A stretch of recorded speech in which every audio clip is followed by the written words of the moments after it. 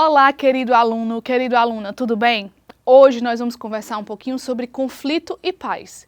Já vimos nas aulas anteriores que o conflito permeia nossas vidas e que a diferença principal é como nós vamos lidar com ele, qual a nossa responsabilidade e a nossa apropriação em relação a essas questões para que nós precisamos semear a paz.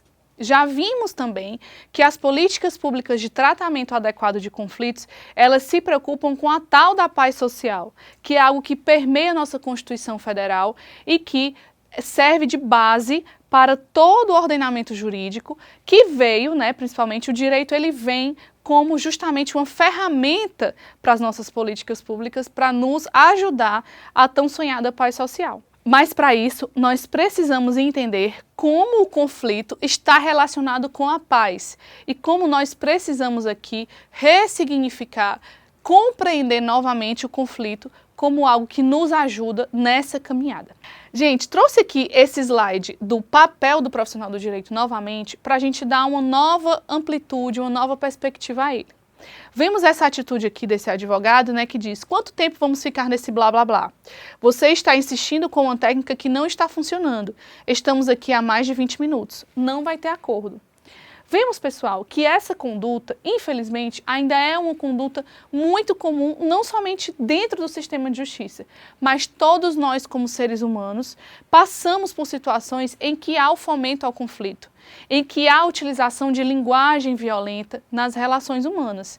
E isso, como eu estou falando para vocês, não é somente no mundo do direito, mas também fora dele.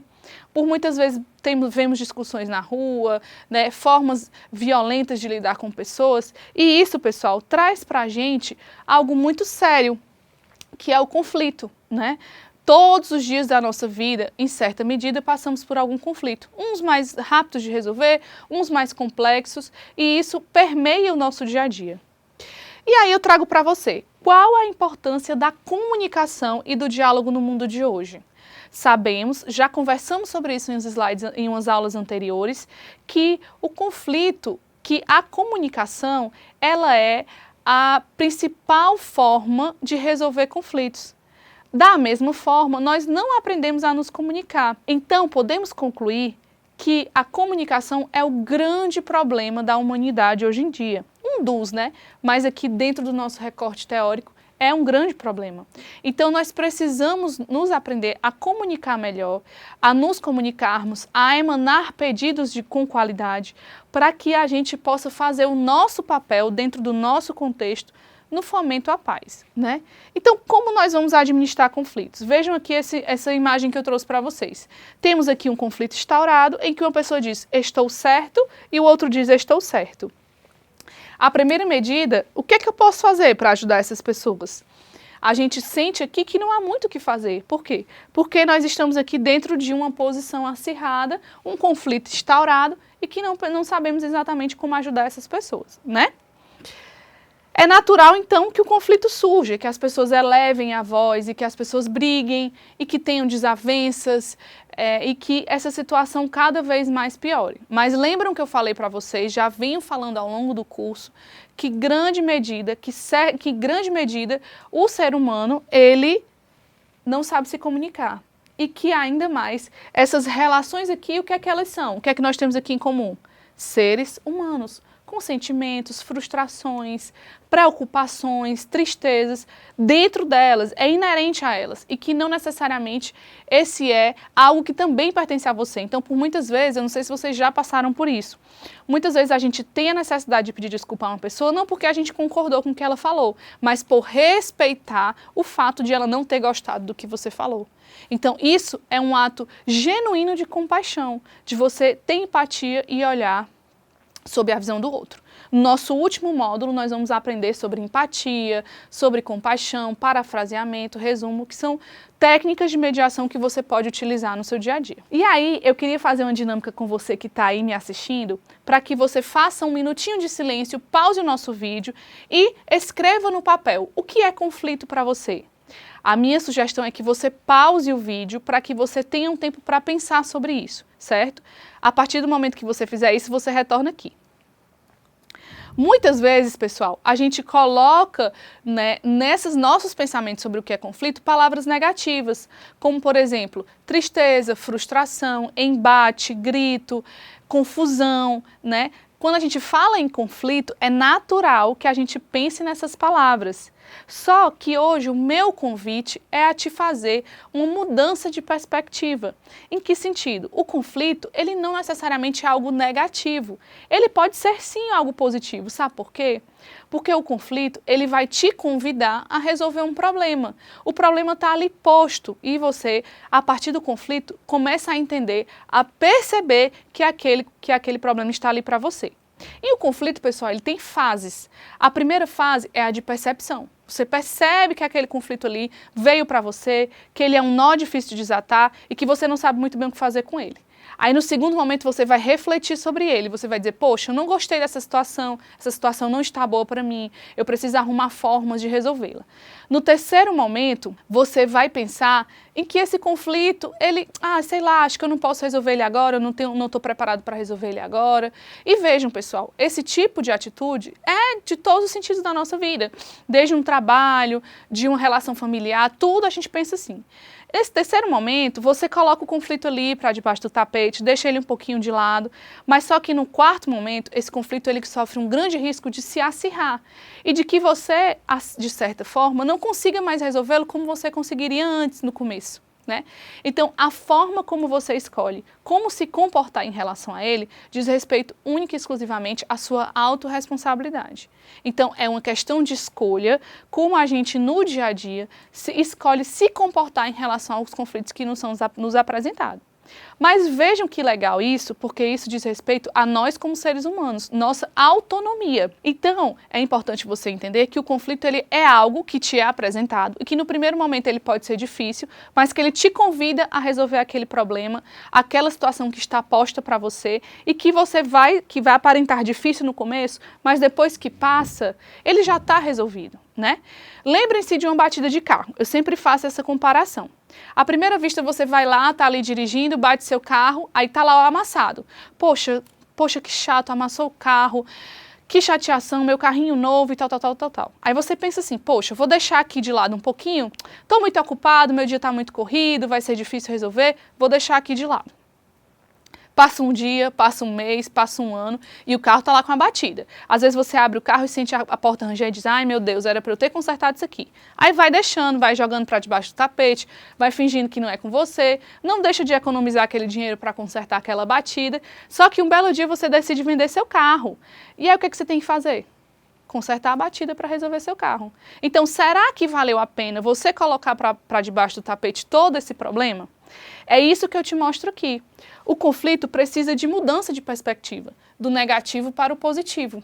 Claro que, em certa medida, todos nós temos nosso tempo de resolver as coisas e tudo bem, não é isso que eu estou falando. Eu estou falando de uma mudança de perspectiva no sentido de que nós somos os responsáveis por resolver.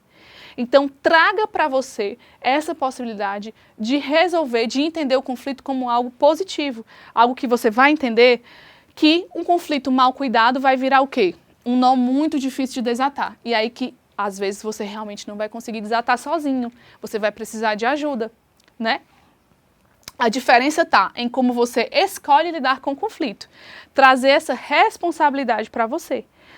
E, claro que, em certa medida, outras pessoas também terão responsabilidade. Então, por que não chamá-las para juntos resolverem? Lembro muito de casos de inventário, em que nós temos várias pessoas que são responsáveis pela resolução do problema. Se a gente não afina a comunicação, não entende que o problema é nosso e não nos traz essa autorresponsabilidade e não temos ferramentas para isso, fica difícil, né? Então vamos mudar essa perspectiva. E aí, trazendo para a nossa realidade. Vejam aqui a realidade do Poder Judiciário. Temos aqui um lugar grande, eu não sei exatamente onde é essa sala, mas vejam bem. Temos aqui o Poder Judiciário, a nossa mesa tradicional, o púlpito tradicional aqui, o lugar dos servidores. Vejam como esse ambiente é um ambiente que ele traz mais insegurança para o interlocutor. Se eu chegar aqui e nunca vi o Poder Judiciário na minha vida, eu vou me sentir inseguro, vou me sentir, né, vou sentir nervosismo, né? E aí, vamos aqui falar um pouquinho do nosso papel como advogado novamente. Como é que a gente pode ajudar o nosso cliente, como é que a gente pode ajudar o nosso interlocutor, aquela pessoa que está ali envolvida, a resolver, a se sentir melhor nesse ambiente, né? A gente tem que entender que são seres humanos. E aí a gente tem que repensar nesse nosso papel de como ajudar as partes. E aí eu sempre falo também que a importância é que a gente não fomente o conflito. É que a gente utilize palavras que não vão acirrar cada vez mais isso aí. Lá no módulo 4, a partir do módulo 4, nós vamos também saber um pouquinho que palavras são essas, o que são perguntas abertas, o que é o pró-futuro, enfim. E também te lembro que isso tudo nós já aprendemos no módulo inicial, aliás, no curso inicial, no curso de formação em mediação extrajudicial, que também está aqui à disposição de vocês. Então, se vocês sentem essa dificuldade, procurem lá o curso também para trazer mais informações sobre esse tema. E aí, pessoal, vamos também entender o que é consenso. Se a gente fala em conflito, em paz, tem uma coisa que está aí no meio do caminho, que é o consenso. O que é o consenso, pessoal? O consenso para muitos doutrinadores e filósofos, especialmente Habermas, Dworkin, que são teóricos do direito, ele significa que é justamente essa chegada a uma escolha comum dentro de um ambiente democrático. Então, quando a gente coloca nossas expectativas, necessidades, ideias dentro de um ambiente democrático, em que todos podem e têm vez de fala, há a construção do consenso, criado por essas pessoas e que tende a cada vez mais se tornar pacífico naquela sociedade. Então vejam, quando temos a autonomia da vontade, quando viemos juntos conversar e quando viemos juntos a construir possíveis soluções, a gente chega sim a um consenso. E por que esse consenso é tão importante? Porque quando ele é construído pelas partes, ele é melhor efetivado. E aí eu lembro de vocês aquela história que a gente sempre fala em relação aos filhos. Quem deve ter filhos aí, ou quem já faz parte de uma família que passou por isso também, não necessariamente tendo filhos, mas você se lembra que você tem, muitas vezes, sua mãe e seu pai, eles chamam na sala e dizem, filho, vamos resolver isso aqui? Né? E aí você senta ali com seus pais, coloca suas expectativas, o seu pai e sua mãe, e vocês constroem um consenso ali. Da mesma forma, acontece na sala de aula, a professora diz, pessoal, vamos aqui decidir como nós vamos fazer esse trabalho? O professor escuta todo mundo, cria um consenso. Né? A mediação, por excelência, também traz isso. Sentamos na mesa redonda, sem julgamentos, para todo mundo trazer suas possibilidades e construímos um consenso. Vejam que isso deve estar dentro da nossa sociedade como regra. Claro que nem sempre vai acontecer, mas nós devemos buscar. Buscar por quê? Para fomentar a democracia. Um ambiente democrático, como nós temos no nosso país, um ambiente em que nós temos um Estado democrático de direito, ele traz para a gente essa intenção, a intenção da paz social e o consenso. É somente por meio da propriedade de fala, da autonomia da vontade e do sentimento de pertencimento que temos a democracia. Por isso que começamos a falar sobre conflito, eu te falei que o conflito, a forma como você escolhe resolvê-lo é crucial para essa mudança, porque a partir do momento que você aloca as necessidades, que você ajuda a resolver o conflito antes que ele se instale como um nó difícil de desatar, você está contribuindo para o quê?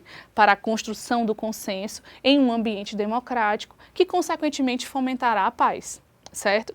Então, é muito importante que você tenha essa percepção. Na próxima aula, nós vamos conversar sobre o papel do mediador e a importância de ferramentas. Se você tem alguma dúvida sobre isso, vejam que essa aula foi um pouco mais complexa. Se você tem dúvidas sobre isso, a Unieducar tem todo um suporte à sua disposição. Pode mandar perguntas, pode me procurar e que nós vamos te ajudar a dirimir todas essas dúvidas, tá certo? Lembre-se também de buscar os aportes iniciais do curso anterior para que você cada vez mais traga mais ferramentas para o seu dia a dia da forma como faz sentido para você. Até a próxima. Tchau, tchau.